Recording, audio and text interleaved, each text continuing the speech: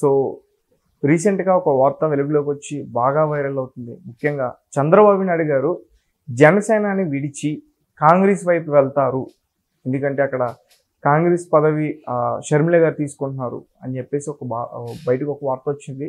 So ఎంతవరకు వాస్తవం? అవాస్తవం, అందుట్లో ఎలాంటి సందేహం కూడా లేదు. ఇవన్నీ పుకార్లు. తెలుగుదేశం పార్టీ జనసేన పార్టీ కలిసి ప్రయాణం చేస్తుంది. వీళ్ళిద్దరం మైత్రి, ఎవరికి ఇష్టం ఎవరన్నా వస్తే అది భారతీయ జనతా పార్టీ వస్తుందా లేకపోతే కాంగ్రెస్ పార్టీ వస్తుందా అనేది తీసి పక్కన పడేస్తే ప్రస్తుతానికైతే ఏ పార్టీని కలుపుకెళ్ళిన ఆలోచన వీళ్ళకైతే ఉందని అయితే నేను భావించట్లేదు. వీళ్ళిద్దరూ ఒక నిర్ణయానికి వచ్చి ముందుకెళ్తున్నారు అంతే తప్ప మిగిలిన వాళ్ళని ఊహాగానం లేకపోతే వీళ్ళ మైత్రిని చెడగొట్టడం కోసం వేరే వాళ్ళు చేసే దుష్ప్రచారం అని మనం భావించాలి. అందులో ఎలాంటి సందేహం కూడా లేదు. ఇప్పుడు వాళ్ళకి అవసరం లేదు, అంత ఆలోచించే తీరిక కూడా వాళ్ళకి లేదు. ఇప్పుడు వాళ్ళే తన్నములకలై ఉన్నారు. ఇప్పుడు వాళ్ళకే సర్దుబాట్లు ఎలా చేసుకోవాలనేది కొంచెం తలకాయ నొప్పి, మరో కొత్త తలకాయ నొప్పి తెచ్చుకుంటారు అయితే నేను భావించట్లేదు. అయితే మరి బీజేపీతో టీడీపీకి పొత్తు ఉంటుందా ఉండదా? అది కూడా వద్దని చెప్తున్నారంటే బీజేపీ వాళ్ళు వద్దని చెప్తున్నారంట. బీజేపీ వాళ్ళు వద్దని చేతి వీళ్ళని కావాలంటున్నారా? ఇప్పుడు ఎవరి మీద మెడ మీద కత్తి పెట్టి ఎవరు బలవంతం పెళ్లి చేయాలనుకుంటున్నారో ప్రజలందరికీ క్షుణ్ణంగా తెలుసు. 1% కూడా లేని బీజేపీ వాళ్ళ కోసం 39% ఉన్న వాళ్ళు ఎంపర్లాడతారా? అడిగేదానికి కూడా వాళ్ళ చెప్పేవాళ్ళకి కూడా ఒక అవగాహన ఉండాలి కదా. ఇది కావాలని సృష్టించేసి వీళ్ళ మైత్రి బంధాన్ని విడగొట్టాలని, ఇంకా జనసేన పార్టీ భారతీయ జనతా పార్టీలో ఉంది కాబట్టి ఆ పార్టీని కలుపుకుపోతామని చెప్పని వీళ్ళు వాళ్ళని ఏదో బతినాడుతున్నట్టు మాట్లాడుతున్నారు. ఆ అవసరం అయితే వీళ్ళకేమీ లేదు. ఇవాళ నాకు తెలిసినంత వరకు ఎక్కడ చూసుకున్నా కూడా ఆ పార్టీ అభిమానులు కావచ్చు, ఈ పార్టీ అభిమానులు కావచ్చు, భారతీయ జనతా పార్టీని దూరంగా పెట్టమని భావిస్తున్నారు. వస్తే వచ్చే నష్టమేమి లేదు. అంటే ప్రజలైతే నిర్ణయించుకున్నారు ఈ కూటమికి అత్యధిక స్థానాలు దాదాపు పోటీ చేసిన ప్రతి చాట్ల వీళ్ళని గెలిపించాలనే నిర్ణయానికి వచ్చారు. ఒకవేళ వాళ్ళు కూడా పొత్తులో భాగంగా వస్తే కొన్ని లోక్సభ స్థానాలు, ఒక 5 నుంచి 6 శాసనసభ స్థానాల్లో వాళ్ళు పోటీ చేయొచ్చు. అంతకంటే వాళ్ళకి 70 ఇచ్చి వీళ్ళకి 25 ఇచ్చే పరిస్థితి అయితే ఉండదు. కాబట్టి తెలుగుదేశం పార్టీ జనసేనతో పొత్తుకి తహతలాడుతుంది భారతీయ జనతా పార్టీ కావచ్చు, లేదా ఇండియా కూటమి కావచ్చు, కాదనలేము. కానీ చంద్రబాబు నాయుడు గారు 2 పార్టీలని సమదూరంలోనే పాటిస్తున్నారు. ఒకటి ఎక్కువ కాదు, ఒకటి తక్కువ కాదు. ఎందుకంటే గతంలో కాంగ్రెస్తో కలిసి తెలంగాణలో పోటీ చేశారు కాబట్టి ఈరోజు పోటీ చేయాలని అనుకోవడానికి అవకాశం లేదు. అలాగే భారతీయ జనతా పార్టీ తోటి 4 ఎన్నికల్లో పాల్గొన్నారు కాబట్టి వాళ్ళతో ఉంటారని భావించాల్సి వస్తుంది. కాబట్టి ఇది జరుగుతుంది రాజకీయాలు, ఇది జరగకూడదు అనేది అయితే ఎక్కడా లేదు. కానీ మీరు ఉదాహరించినట్టుగా వాళ్ళ కోసం వీళ్ళైతే ఎంపర్లాడట్లేదు, అది మాత్రం సుస్పష్టం. కేసీఆర్ నాని గారు ఎందుకు వచ్చారు బయటకు వచ్చేది ఏముంది? ఎప్పటి నుంచో అతను యువగళం పాదయాత్రలకు సంబంధించి నిర్వహణ బాధ్యత చూస్తూనే ఉన్నాడు కదా. ఇవాళ కొత్తగా వచ్చేది ఏముంది? ఈరోజు ఒకసారి అతను మాట్లాడిన మాటలు చూడండి, లేకపోతే అతను ఇచ్చిన పత్రికా ప్రకటన చూడండి. ఎంత అసలు ఎక్కడైనా సరే దాని గురించి నేను ఎన్నికల్లో పోటీ చేస్తున్నాను కానీ, లేకపోతే మీరు వేరే వ్యక్తుల గురించి ఒక మాట కూడా మాట్లాడొద్దు, మనకు సభ విజయవంతం కావాలి, మన దృష్టిలో దాని మీదే ఉండాలి, తెలుగుదేశం పార్టీ మాత్రం అధికారంలోకి రావాలి, కాబట్టి దానికి ఏం చేయాలో మనం చేద్దాం, ఎవరు కూడా తొందరపడి మాట్లాడొద్దు, ఎలాంటి ప్రకటనలు ఇవ్వద్దని చెప్పి స్పష్టంగా చెప్పాడు కదా. అంటే ఇక్కడ నాని గారి మీద వ్యతిరేకత లేదు, కాకపోతే తొందరపడు, కొన్ని తొందరపాటు చర్య వల్ల పార్టీకి నష్టం జరుగుతుంది, అతనికి నష్టం జరుగుతుంది. ఇప్పుడు చిన్ని గారు వచ్చేసరికి చాలా సవివరంగా చెప్పారు ఆయన విషయాన్ని. బాధ్యతలు అప్పచెప్పినప్పుడు నిర్వహిస్తాను అన్నాడు, ఎవరికి ఇచ్చినా నిర్వహిస్తా అన్నాడు. గతంలో కూడా చెప్పాడు, నేను అభ్యర్థిని కాదు, ఆ రోజు ఎవరు నిర్ణయిస్తే అది అధిష్టానం వాళ్ళ కోసం నేను పనిచేస్తాను, ప్రస్తుతం నా బాధ్యత ఏది ఉంటే దాన్ని నిర్వహిస్తున్నా అని చెప్పి చెబుతున్నాడు అతను. సార్, ఒకవేళ పవన్ కళ్యాణ్ గారు ఎక్కడి నుంచి పోటీ చేసినా ఓడిపోతే అప్పుడు టీడీపీ పార్టీ నుంచి అతనికి ఎలాంటి సపోర్ట్ ఉంటుంది? అసలు మీరు ఎందుకు అడుగుతున్నారు ఓడిపోతారని? ఓడిపోతారని మీరు ఎందుకు అనుకుంటున్నారు? ముందు అది చెప్పిన తర్వాత నేను చెబుతాను సమాధానం. గతంలో ఆయన గెలవలేదు కాబట్టి, ఒంటరిగా పోటీ చేసాడు కాబట్టి గెలవలేదు. ఇప్పుడు భారతీయ జనతా పార్టీ చిచ్చుగా ఓడిపోయింది, కనీసం ఎక్కడ కూడా ధరావత్తులు కోల్పోయింది. మరి 4 స్థానాల్లో ఆ రోజు తెలుగుదేశం పార్టీతో కలిసి ప్రయాణం చేస్తే గెలిచారు కదా. 1984లో భారతీయ జనతా పార్టీ యావత్ భారతదేశం వచ్చిన 2 స్థానాలే కదా. తెలుగుదేశం పార్టీ ఉండవల్ల ఆ రోజు హనుమకొండ స్థానం గెలిచింది కదా. అంటే మిత్రపక్షాలను గెలిపించుకునే సంస్కృతి, వాళ్ళ గెలుపులకి బాటలేసే సంస్కృతి తెలుగుదేశం పార్టీ ఉందని చెప్పి ఒకటి అర్థం చేసుకోండి. ఓకే. తెలుగుదేశం పార్టీ కావాలని చెప్పి జనసేన పార్టీ ఇద్దరు కూడా ముందుకెళ్తున్నారు కాబట్టి ఒకళ్ళొకళ్ళు ముందుకు తీసుకుని వెళ్తారు. అందుట్లో సందేహం ఏముంది? పొత్తు లేకుండానే గెలిచింది కదా గతంలో కూడా. కాబట్టి ఇప్పుడు వాళ్ళు ఎవరికైనా సరే తెలుగుదేశం పార్టీ త్యాగం చేయాలి. చాలామంది ఏమనుకుంటున్నారంటే అసలు ఈ ప్రస్తావన ఎందుకు వస్తుందో కూడా నాకు ఇప్పుడు కూడా అర్థం కావట్లా. ఇప్పుడు తెలుగుదేశం పార్టీ త్యాగాలకు సిద్ధం కావాల్సింది తెలుగుదేశం పార్టీ, త్యాగం చేయాల్సిన తెలుగుదేశం పార్టీ.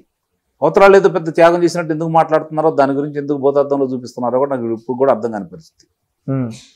మీరు చెప్పండి, అధికారంలో ఉంది ఎవరు? తెలుగుదేశం పార్టీ.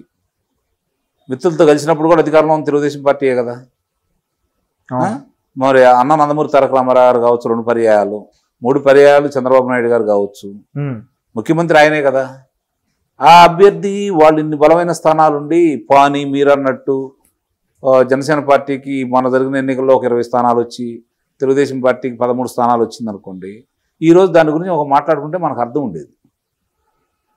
అసలు దాని గురించి కావాలని వాళ్ళ మైత్రి బంధాన్ని చెడగొట్టడానికి చేస్తున్నటువంటి అధికార పార్టీ దుష్ప్రచారానికి మీలాంటి మాధ్యమాల వాళ్ళు కూడా దానికి సహాయం చేస్తున్నారని నాకు అనుమానం వస్తూ ఉంది. అంటే నాకు వచ్చిన డౌట్ ఏంటంటే, ఇప్పుడు జగన్మోహన్ రెడ్డి గారు వైఎస్ఆర్సీపీ పార్టీ, చంద్రబాబు నాయుడు గారు టీడీపీ పార్టీ, కానీ పవన్ కళ్యాణ్ని కాపు నాయకులే గుర్తించి మరీ కాపుల పార్టీ అంటున్నారు కదా. అవన్నీ ప్రచారం చేస్తున్నారండి. అధికార పార్టీ చేసే విష ప్రచారంలో భాగం అదంతా. అది వాళ్ళు ఏంటంటే వాళ్ళు ఒక వర్గాన్ని లేపి మిగిలిన వర్గాలు దూరం చేయాలని ప్రయత్నం చేస్తున్నారు. పవన్ కళ్యాణ్ గారు చిత్ర కథానాయకుడుగా అద్భుతమైనటువంటి చిత్రాలు వచ్చినాయి, మంచి ప్రజాదరణ పొందినాయి కదా.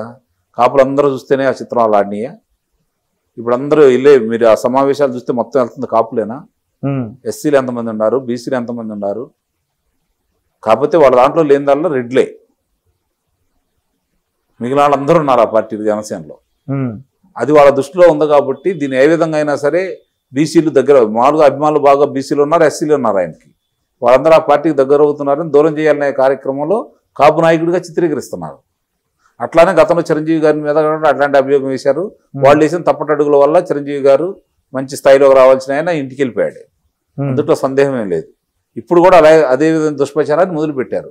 తెలివిగలాడు కాబట్టి, ఆయనకంటే కొంచెం ఆలోచన పరుడు కాబట్టి, సహనం ఉంది కాబట్టి, పోరాట యోధుడు కాబట్టి పవన్ కళ్యాణ్ గారు పరిస్థితులకు అనుగుణంగా జరుగుతున్న పరిణామాలన్నీ గుర్తించేసి కొంచెం కటుగా నిర్ణయాలు తీసుకుంటూ ముందుకెళ్తూ తన భవిష్యత్తుని, తన నమ్ముకున్న వాళ్ళ భవిష్యత్తుని, రాష్ట్ర భవిష్యత్తుని దృష్టిలో పెట్టుకొని తెలుగుదేశం పార్టీతో ఆయన వెళ్ళిపోతున్నాడు. దాన్ని చెడగొట్టాలని ప్రయత్నం చేస్తున్నారు. ముఖ్యమంత్రి అభ్యర్థి ఎవరు? ఆయనే చెప్పాడు కదా, అనుభవంతో నేను పనిచేయాలి, ఇప్పుడే నాకు ముఖ్యమంత్రి పదవి అక్కర్లేదు, పరిస్థితులు మనకు తెలుసు, మనకు వచ్చే స్థానాల్లో మనం ముఖ్యమంత్రి అవుతామని చెప్పి ఆయనే చెప్పేటప్పుడు ఈ నాయకులకి ఎందుకు? వీళ్ళకి వచ్చినటువంటి దుగ్ధ ఏంటి, వీళ్ళకి వచ్చిన బాధ ఏంటి, వీళ్ళకి వచ్చిన నష్టం ఏంటి, కష్టం ఏంటి, ఈ కన్నీరికి కారణం ఏంటి? నేను అడుగుతున్నాను, చెప్పానండి వాళ్ళని కాస్తే. వాళ్ళకి ఎందుకు అంత బాధ? ఆయనకి లేని బాధ వీళ్ళకెందుకు? ఆయన చాలా పరివ్యక్తతోటి 10 సంవత్సరాలు ఇది కొనసాగాలి అని చెప్పని ఆయన భావించుకొని ముందుకెళ్తున్నాడు. రేపు బలం పెంచుకోవచ్చు, లేకపోతే రేపు పొద్దున కొంచెం బలం పెరిగిన తర్వాత ఆ రోజు ఆయన ఒక ఆలోచనకు రావచ్చు. ప్రస్తుతానికి బలాబలాన్ని ఆయన స్పష్టంగా తెలుసు కదా, ఆయన బలం ఏంటో బలహీనతలు ఏంటో. ఆయన ప్రజావేదికలోనే చెప్పారు కదా, మీరు వస్తున్నారు, కేరింతలు కొడుతున్నారు, నా ఎమ్మటి ఉంటున్నారు, కానీ నాకు ఓట్లు వేయట్లేదు అని చెప్పని. మరి వీళ్ళ నమ్మకం చేయాలా ఇప్పుడు ఆయన? చెప్పండి, వీళ్ళ నమ్మకం రాజకీయం చేయాలా? ఆయనకు తెలుసు రేపు అధికారంలో పాలు పంచుకుంటే ఈ రాష్ట్రం పురోగతికి ఆయన కూడా ఉంచుతుంటే, సానుకూల దృక్పథంతో ముందుకెళ్తే, 2 పర్యాయాలు ఈ ప్రభుత్వం ముందుకెళ్తే తర్వాత ఆయన భవిష్యత్తు ఏంటి, రాష్ట్ర భవిష్యత్తు ఏంటి, పార్టీ భవిష్యత్తు ఏంటి, ఆయన ఒక నిర్ణయానికి వస్తాడు. ప్రస్తుతం ఆయన ఆలోచనల్లో వైఎస్ఆర్సీపీ పార్టీని తిరిగి కోలుకోలేని విధంగా దెబ్బతీయటమే. ఇంకోటి చెబుతున్నాను, గుర్తుపెట్టుకోండి, ఈరోజు రాసి పెట్టుకోండి, మరి తర్వాత మనం మాట్లాడుకోవచ్చు. ఆయన ఎన్ని స్థానాలు అయితే తీసుకుంటాడో అన్ని స్థానాల్లో గెలవబోతున్నాడు. మీరు ఒక పవన్ కళ్యాణ్ గారి గురించి మాట్లాడారు, ఆయన తరపున చేసి ప్రతి అభ్యర్థి కూడా గెలవబోతున్నాడు, గుర్తుపెట్టుకోండి. ఆయనతో సహా ఆయనట్టు అసలు ఆయన గెలుస్తున్నాడు, మామూలు ఆధిక్యత కాదు, అందుట్లో అనుమానమే లేదు. ఆయన పిఠాపురం పోటీ చేసినా, గాజువాక పోటీ చేసినా, భీమవరం పోటీ చేసినా, తక్కువగా పిఠాపురంలో కనుక ఆయన పోటీ చేస్తే 50,000 పైచిలుకు మెజార్టీతో గెలుస్తాడు. గాజువాకలో పోటీ చేస్తే 40,000 పైచిలుకుతో గెలుస్తాడు. రేపు భీమవరంలో పోటీ చేస్తే 40,000 పైచీలతో గెలుస్తాడు. ఓకే గుర్తుపెట్టుకోండి మీరు. ఓకే ఇంతగా ఆయన ఎక్కడ పోటీ చేస్తున్నారు, ఎక్కడైనా ఎక్కడ పోటీ చేసే ఛాన్స్ ఉంది? ఆ రోజు నిర్ణయించుకుంటారు. ఈ రోజు మీరు నేను చేస్తే వాళ్ళు నిర్ణయించుకోరుగా. వాళ్ళకుంటే ఒక అవగాహన అంటూ ఉంటుందిగా. అంటే చంద్రబాబు నాయుడు గారు కుప్పం ఉంది కాబట్టి కుప్పం పోటీ చేస్తున్నాడు, లోకేష్ బాబు గారికి మంగళగిరి ఉంది కాబట్టి మంగళగిరి పోటీ చేస్తున్నాడు. ఇప్పుడు గతంలో 2 సార్లు పోటీ చేశాడు. భీమవరం, గాజువాక, పిఠాపురం అనుకుంటున్నారు, కాకినాడ రూరల్ అనుకుంటున్నారు. ఈ 4 సార్లు ఎక్కడి నుంచి అయినా పోటీ చేయొచ్చు ఆయన. ఇప్పుడు ఇంకోటి ఏమనుకుంటాడంటే 4 బలంగా ఉన్నాయి కదా, బలంగా కూడా మన అభ్యర్థి గెలుస్తారు, ఒక రకమైనటువంటి అటు ఇటు కాకుండా నియోజకవర్గాలు మనం పోటీ చేసి గెలుద్దామని చెప్పి వెళ్ళొచ్చు.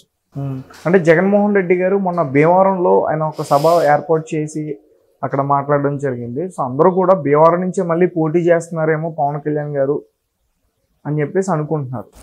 ఇప్పుడు జరిగే ఎన్నికల సమయం దగ్గర పడ్డప్పుడు ప్రకటించినప్పుడు అప్పుడు అభ్యర్థులను ప్రకటిస్తారు. ఏ స్థానాల్లో ఎవరు పోటీ చేయాలో ఒక నిర్ణయానికి వస్తారు. అంతేగాని వీళ్ళు చెప్పినట్టు ఇప్పుడు గతంలో కొంచెం ఆవేశంగా మాట్లాడేవాడు కాస్త ఇప్పుడు ఆలోచన పెరిగింది, పరిణితి వచ్చింది. మన యోగాలో ముగింపు సభ కూడా చూశారు కదా, ఎంత స్పష్టంగా ఆయన మాట్లాడాడు. ఇది ఆయన కష్టార్జితం, లోకేష్ బాబు కష్టార్జితం. ఆ ఫలితం ఆయనకే దక్కాల, ఆ పేరు ప్రఖ్యాతులకు ఆయనకే రావాలని చెప్పని ఎంత నిబద్ధతతో మాట్లాడాడు ఆయన. గతంలో అలా కాదు కదా, ఆవేశంగా మాట్లాడేవాడు కదా. అంటే ఆయనలో పరిణితి వచ్చిందని చెప్పి అర్థం చేసుకోవాలి కదా. ఇప్పుడు ఆయన దృష్టిలో ఏంటి, ఆంధ్ర రాష్ట్రం బాగుండాలా, ఆంధ్ర రాష్ట్రంలో ఉన్నటువంటి ఈ అరాచక ప్రభుత్వం ఇంటికి వెళ్ళాలా, ఇదే దృక్పథంతో ఆయన రాజీపడి ముందుకు వెళ్ళిపోతున్నాడు. అంటే మనం కొట్టుకుంటే అవతల వాళ్ళు వస్తున్నారు, మనం కొట్టుకోవద్దు, మనం సమన్వయంతో వెళ్దాము, అవతల వాళ్ళని గెలవనీయకూడదు అనే ఉద్దేశంతో వెళ్తున్నాడు కదా. అది ఒక్కటి చాలు ఆయన గెలుపుకి. మిగిలిన విషయాలు మర్చిపోండి. ఆ ఒక్క సానుకూల దృక్పథమే ఆయన విజయ తీరాలు చేస్తుంది. ప్రజల గురించి ఆలోచించే వాళ్ళని వదులుకోరు. ఎప్పుడు ప్రజలకు హాని చేసే వాళ్ళని తిరస్కరిస్తారు. ప్రజల గురించి ఆలోచిస్తున్నాడు కాబట్టి ఆయన నెత్తులు పెట్టుకుంటారు, అనుమానం ఏముంది దాంట్లో. రైట్. సో మరి వీళ్ళిద్దరు గెలిచిన తర్వాత పవన్ కళ్యాణ్ గారు కానీ అలాగే చంద్రబాబు నాయుడు గారు కానీ ఒకవేళ గెలిస్తే ప్రత్యేక హోదా కోసం మళ్ళీ ఫైట్ చేసి గెలవరని మీకు అనుమానం ఉందా, మీకు సమాచారం ఉందా? లేదు సార్. మరి నేను అడుగుతా ప్రశ్న, ఇప్పుడు 2 సార్లు ఉదాహరించారు అంటే ప్రత్యేక హోదా అట్లా కాదు. ఇప్పుడు అవన్నీ వదిలేసేయండి. వీళ్ళు గెలుస్తారా, ఒకవేళ గెలిస్తే అంటున్నారంటే గెలవరని మీకు ఏమన్నా సమాచారం ఉందా, మీకు ఏమైనా సర్వేలు ఉన్నాయా? లేవు. మరి ఎందుకు అయింది దాన్ని ఎన్నిసార్లు ఉదాహరిస్తున్నారు? నేను నార్మల్గానే అడిగాను సార్. నార్మల్గా కాదు, అది అన్నిసార్లు అడగకూడదు. నార్మల్గా అడిగితే ఎట్లా వస్తుంది అది? అంటే మీకు నాకు తెలియని సమాచారం ఏదైనా తెలుసుకోవాలి నేను అడుగుతున్నాను. మీరు నార్మల్గా అడిగినా నిజంగా అడిగినా కూడా నాకు తెలియదు కదా. నేను ఇప్పటికి గెలుద్దాను, వాళ్ళిద్దరు గెలుస్తారు అనుకుంటున్నాను. మీకు ఏమన్నా సమాచారం ఉంటే ఈ సమాచారం ఎట్లా ఉంది, వీళ్ళిద్దరు కుప్పం, ఆయన కుప్పంలో ఓడిపోతున్నాడు, ఈయన 3 సార్లు ఓడిపోతున్నాడు, ఎందుకు ఓడిపోతున్నాడు మళ్ళీ నేను విశ్లేషణ చేసుకోవాలి కదా, అందుకని అడుగుతున్నా. అంటే సర్వేలన్నీ కూడా ఎప్పుడు కరెక్ట్గా ఉండవు కదా సార్. నేనైతే ఎలాంటి సర్వే చేయలేదు, నేను విన్న సర్వేలు మాత్రమే నేను అడుగుతున్నా. విన్న సర్వేలు మీకు ఏమొచ్చింది?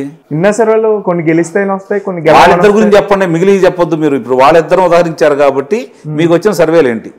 నేను విన్న సర్వేలు అయితే ఆబ్వియస్లీ పవన్ కళ్యాణ్ గారు ఎక్కడి నుంచి పోటీ చేసినా గెలుస్తారన్నది కరెక్ట్.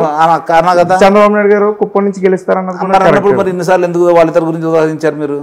అంటే ప్రత్యేక హోదా గురించి అడుగుతున్నాను. ఓకే, మీరన్నట్టుగానే చంద్రబాబు నాయుడు గారి ప్రభుత్వం గెలిచిన తర్వాత ప్రత్యేక హోదా గురించి కేంద్రంతో మళ్ళీ ఫైట్ చేస్తుందా? నాకు తెలిసినంత వరకు చంద్రబాబు నాయుడు గారు పవన్ కళ్యాణ్ ఇద్దరు కలిసి అధికారంలోకి వచ్చిన తర్వాత రాష్ట్రం ఎలా గాడిలో పెట్టాలని ఆలోచించుకుంటారు.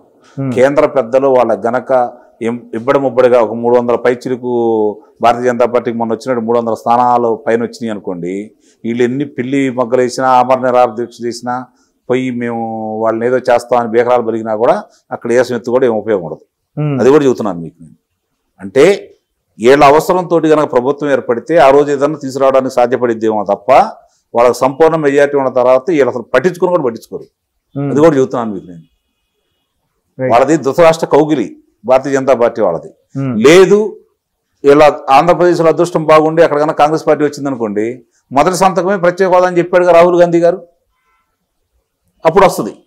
కాంగ్రెస్ ప్రభుత్వం అధికారంలోకి వస్తే మాత్రం వీళ్ళ కోరికలు నెరవేరుతాయి. ఇప్పుడు వీళ్ళు కనుక బలంగా వచ్చారనుకోండి, రేపు పొద్దున భారతీయ జనతా పార్టీ ఇదే మోడీ గారు అమిత్ షా గారు మళ్ళీ వచ్చారనుకోండి, ఎట్టి పరిస్థితులు కూడా వీళ్ళు ఏం అడిగినా కూడా వాళ్ళు ఇవ్వరు. వాళ్ళు ఆంధ్ర రాష్ట్ర వినాశనాన్ని మాత్రమే కోరుకుంటున్నారు. వాళ్ళు ఆంధ్ర రాష్ట్ర అభివృద్ధి వాళ్ళకి అసలు ఏ క్వశ్చన్ పట్టదు. కాబట్టి ఇంకొంచెం అంటే ప్రస్తుతానికి వాళ్ళ రాజకీయ అవసరాల కోసం చంద్రబాబు నాయుడు గారు అనే వ్యక్తి ఈరోజు చాలామంది అనుకుంటున్నట్టుగా ఒక రాష్ట్రానికి పరిమితమైన వ్యక్తి కాదు. దేశవ్యాప్తంగా ప్రధానమంత్రి నరేంద్ర మోడీ గారిని ఢీకొనగలిగిన ఏకైక వ్యక్తి. అన్ని ప్రతిపక్ష పార్టీలని ఒక తాడిపై తీసుకురాగలిగినటువంటి శక్తియుక్తులు ఉన్నటువంటి సమర్థుడు ఆయన. కాబట్టి ఆయన ఇక్కడే కట్టిపడేయడం కోసం వీళ్ళు ఆడుతున్న కుయుక్తులు ఇవన్నీ. భారతీయ జనతా పార్టీ ఆడిస్తున్నటువంటి నాటకం, దాంట్లో ఎలాంటి సందేహం కూడా లేదు. దురరాష్ట్ర కౌగిలి భారతీయ జనతా పార్టీ అంటే. కాబట్టి వాళ్ళు బయటికి వెళ్ళనీయకుండా చేయడం కోసం ఈ నాటకాలు ఆడుతున్నారు. రేపు పొద్దున కలిసి ప్రయాణం చేస్తారని నేను అనుకోవట్లా.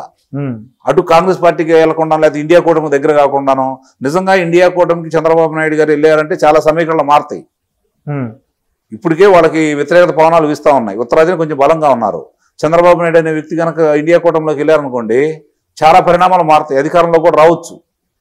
కాబట్టి అలాంటి ప్రయత్నాలు జరగకుండా ఉండటం కోసం వాళ్ళు ఆడుతున్న నాటకం అంతే, అంత తప్ప వేరే ఏమీ లేదు. చంద్రబాబు నాయుడు గారిని శక్తియుక్తులు ఏంటో వాళ్ళకి తెలుసు బాగా. ఇక్కడ ఆంధ్ర రాష్ట్ర ప్రజలు తెలియపోయినా కూడా చాలా స్పష్టంగా తెలుసు వాళ్ళకి. మన జరిగిన ఆయన నిర్బంధ కాండలో మీరు చూశారు. 75 దేశాల్లో ప్రజలు ఎలా బయటకు వచ్చారో, ఏం జరిగిందో, ఎలాంటి ఆయన పనులు చేశారో వాళ్ళు చెప్పుకున్నారు, మనం చెప్పుకోవాల్సిన అవసరం లేదు. కాబట్టి వాళ్ళ విష కౌగుల నుంచి బయటపడాలని ప్రజలు కోరుకుంటున్నారు.